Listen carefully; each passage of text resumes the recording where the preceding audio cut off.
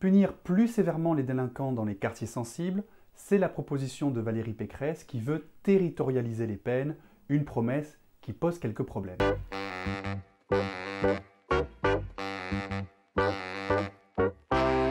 Premier problème pour la candidate Les Républicains à la présidentielle, la politique pénale est déjà adaptée en fonction des territoires. Il existe en effet des réunions régulières dans les collectivités entre le préfet et le procureur pour mener au mieux les politiques de sécurité.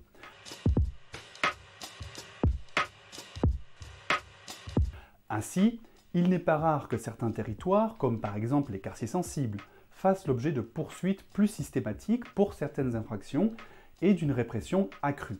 Et les effets sont plus ou moins probants. Le géographe Étienne Cahu avait révélé qu'en France, ce sont les territoires les plus défavorisés qui sont le plus sévèrement réprimés, alors que ce n'est pas forcément là qu'on commet le plus de délits.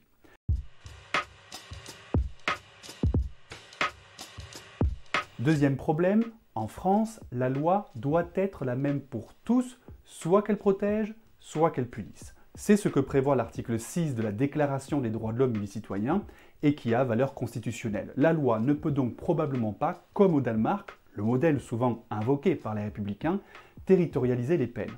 La loi pourrait éventuellement mettre en place des peines différentes, mais il faut impérativement le justifier.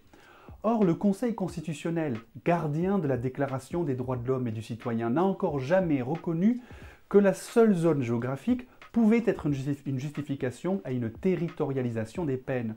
Il a toutefois déjà reconnu d'autres justifications, comme par exemple la protection de la santé et la moralité des mineurs. Conséquence, si un narcotrafiquant, par exemple, vend des produits stupéfiants aux abords des écoles, eh bien, il est passible de 10 ans d'emprisonnement au lieu de 5 normalement.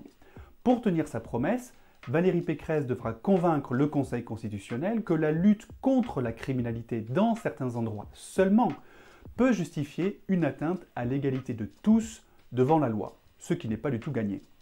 Mais plus simplement, elle pourrait s'appuyer sur les magistrats et les préfets qui se coordonnent déjà pour adapter la répression dans les quartiers sensibles.